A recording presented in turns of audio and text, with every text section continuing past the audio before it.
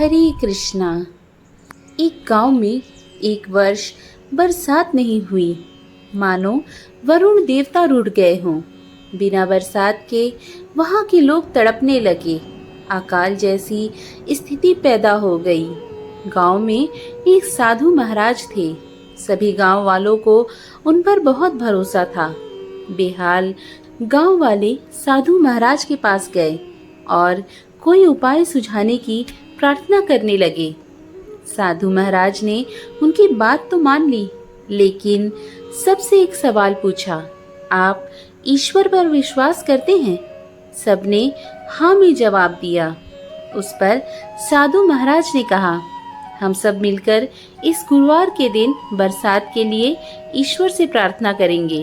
आपके मन में इस बात के प्रति पूरी श्रद्धा होनी चाहिए कि हमारी प्रार्थना ईश्वर जरूर सुनेंगे। इतनी श्रद्धा तो आपकी प्रार्थना में है ना? फिर सबने हाँ कहा।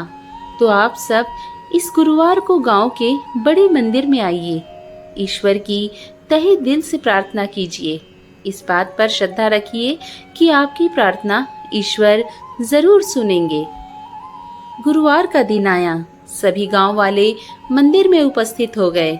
काफी देर तक सबने मिलकर ईश्वर की प्रार्थना की और बरसात होने की राह देखने लगे। काफी समय बीत गया, लेकिन बरसात नहीं हुई। सब लोग अधीर हो गए। वे साधु महाराज के पास आए और पूछने लगे, महाराज, आपके कहने पर हमने ईश्वर से प्रार्थना तो की, लेकिन बरसात नहीं हुई, ऐसा क्यों? साधु महाराज गंभीर हो गए। उन्होंने सभी गांव वालों से एक ही सवाल पूछा, मंदिर में आते समय आप में से कितने लोग छाता लेकर आए हैं? जो लाए हैं वे अपना हाथ ऊपर उठाएं। किसी का भी हाथ ऊपर नहीं उठा। यह देखकर साधु महाराज ने लोगों से कहा, देखिए कितनी श्रद्धा है आपकी ईश्वर पर। आपके मन में यहाँ आते समय यह श्रद्धा होती कि प्रार्थना करने पर ईश्वर की कृपा होगी और बरसात अवश्य होगी, तो मंदिर आते समय आप सब साथ में छाता ले आते। लेकिन आपकी तो ईश्वर पर ऐसी श्रद्धा थी ही नहीं, इसलिए कोई भी छाता साथ नहीं लाया। जब मन में श्रद्धा ही नहीं तो उसका फल कैसे मिलेगा? साधु महाराज के कहने पर सभी गांव वालों की गर्दन झुक गई।